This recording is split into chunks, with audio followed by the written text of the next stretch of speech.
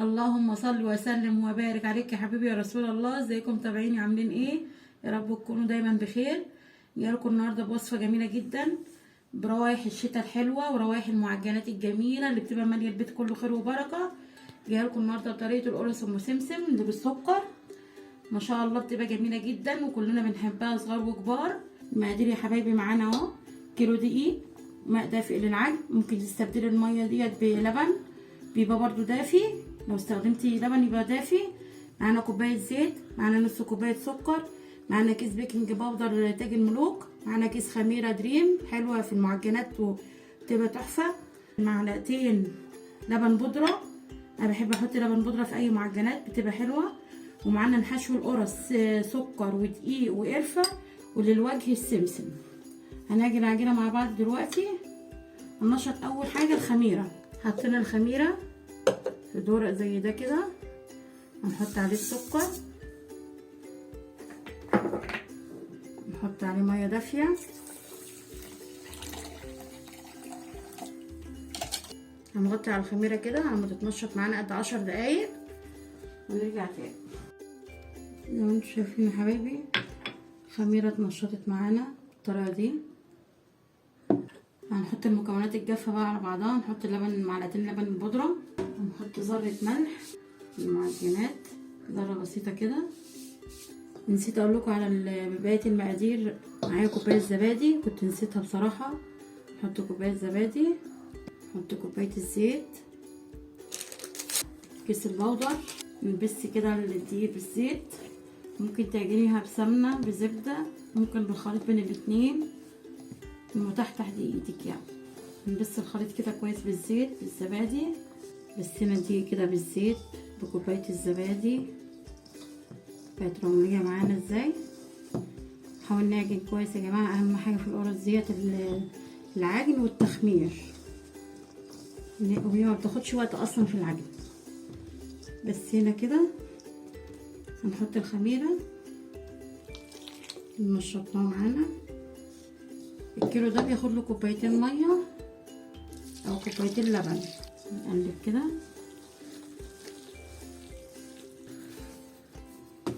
كده، عجناها يا حبايبي والعجينه لمت معانا. الخطوه دي مهمه جدا، انزلي بقى على الرخامه بتاعتك نضيفه كده، نعميها على قد ما تقدري بالطريقه دي. الخطوه دي مهمه يا جماعه في القرص، في اي معجنات اصلا لازم تنعميها كده. نعمي فيها قد 10 دقايق وارجع لكم تاني. زي ما حضراتكم شايفين لمينا العجينه كده بالطريقه دي معانا بعد ما خدناها 10 دقايق على الرخامه. ايدي طالعه نضيفه خالص اهي والرخامه نضيفه، يبقى كده العجينه دي ناجحه. هنحطها في طبقها كده ونغطي عليها تخمر، ندفيها، نحطها في مكان دافي، نسيبها تخمر ونرجع تاني ان شاء الله مع بعض. دلوقتي يا حبايبي العجينه بعد ما غطيناها تخمر ما شاء الله، اللهم بارك. شايفين الارتفاع بتاعها بقى قد ايه؟ شايفين يا جماعه الخمر عامل ازاي؟ انا مخمراها بصراحه تحت البطاطين، كنت مغطياها بالبطاطين على السرير ومخمراها. دلوقتي هنجيبها معانا على الرخامه هنا ما شاء الله، الخمر بتاعها ما شاء الله ما شاء الله عليها وعلى الخمر بتاعها جميل. هنقطعها مع بعض على الرخامه هنا، وبرده هنسيبها ترتاح. شايفين يا حبايبي بعملها كده، برده هنسيبها ترتاح. نقطع كده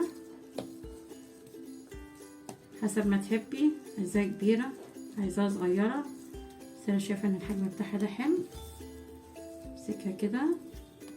اهم حاجه في المعجنات ان هي تسيب الحاجه ترتاح، تقوم العجينه تفرد معاكي كويس وتبقى حلوه.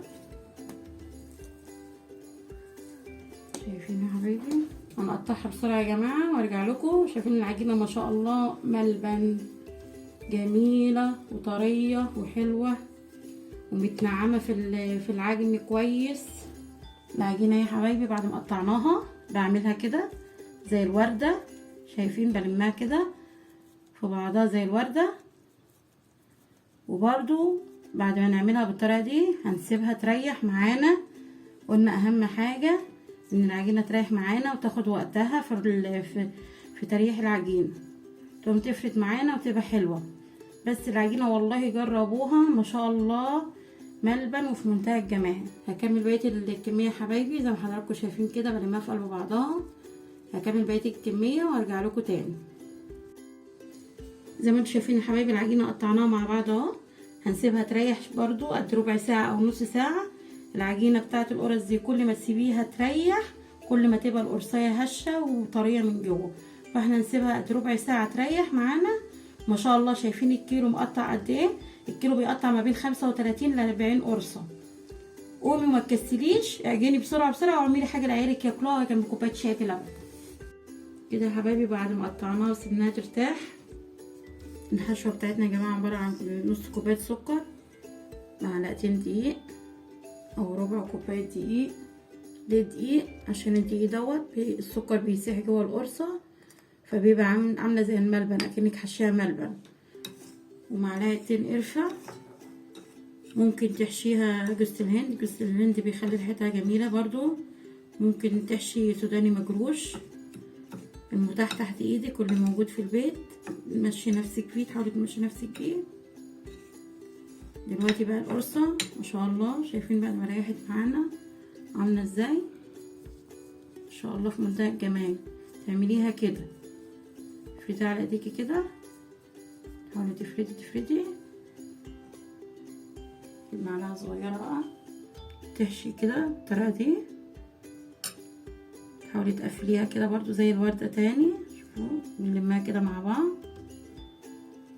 بالطريقة دي. برضو هنسيبها ترتاح قد ربع ساعة معانا. دي كده طريقة. ممكن انت تروحي نازلة على القرصة كده وهي مكانها تفرديها كده بايديكي كده، نوسع بس لنا كده افرديها بالطريقة دي. تروحي جايباها وحاطة كده السكر، حطي الحشو معانا تقفليها كده زي القطايف. تروحي لماها بقى كده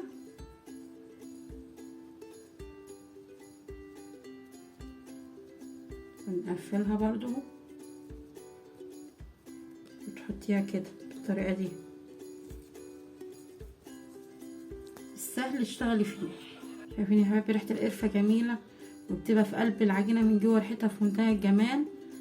وممكن ان انت الخليط ده تعجنيه بشوية مية، حبة مية صغيرين بس كده ان هي كله يتماسك مع بعضه، وتحشي بيه عادي برضو او تحشيه وهو ناشف كده عادي ما يجراش حاجة.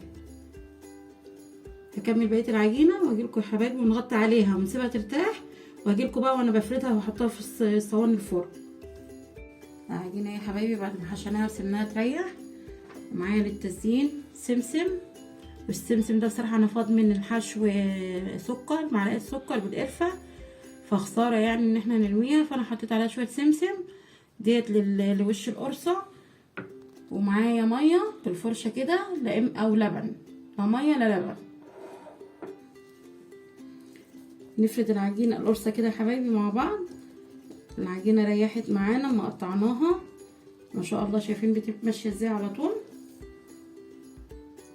الفرشة كده مية او لبن، تروحي منزلها في السمسم بالطريقة دي، تحطها في الصاج. انا فوقت الرخامة شوية عشان اعرف ابطط بالطريقة دي. فايدي كده ما شاء الله عجينة حلوة. عجينة طالما تريح ما تتعبكيش في الشغل ابدا، تلاقيها ماشية معاكي كده ما شاء الله. في السمسم كده نحطها تريح. اجيلكوا وانا بسوي. نفرد القرصة كده يا حبايبي مع بعض زي ما حضراتكم شايفين. قربوا الكاميرا بس عليا، شايفين الفقاقيع دي؟ شايفين وانا بفرد كده ما شاء الله العجينة عاملة ازاي. من كده المية في السمسم كده سكر، السمسم فيه سكر، نحطها هنا في الصاج. هنعمل واحدة كمان، شايفين ما شاء الله.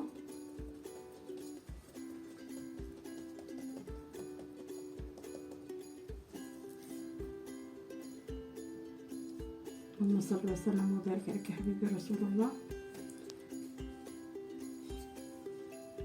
شايفين الطريقة دي؟ اعمل واحدة كمان معاكم واكمل بقى بقية العجينة وباجيلكم. ما شاء الله العجينة جميلة ولينة وحلوة ما شاء الله. يعني الطريقة دي يا حبايبي زي كده، زي ما قلتلك مية او لبن. لو عجبتكم الوصفة متنسوش تعملوا لايك وشير وتشتركوا في القناة.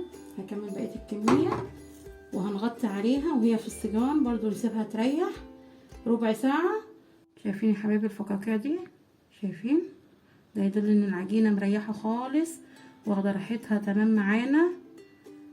لازم نغطي عليها عشان الوش ما ينشفش معانا، عشان الفوطة دي بدنا محافظة على طريان العجينة معانا. هسيبها بقى تريح في السجان برضو يا جماعة قد ربع ساعة وارجع لكم ساعة التسوية. زي ما حضراتكم شايفين يا حبايبي العجينة اما سيبناها ترتاح عاملة ازاي، جميلة وخدت راحتها معانا في الخمر. شايفين العجينة وجمالها. ندخلها الفرن على درجة حرارة 180 في الرف الوسطاني، وهي مدة سواها في الفرن يا جماعة ما تقلش عن تلت ساعة، اكتر من كده لا عشان هتنشف معانا. هدخلها الفرن. شايفين الجمال، شايفين الحلاوة ما شاء الله. العجينة هشة جدا، شايفين طرية ازاي، ارضية في منتهى الجمال. العجينة طرية جدا جدا جدا جدا، شايفين ما شاء الله. مفرغة من جوه ازاي،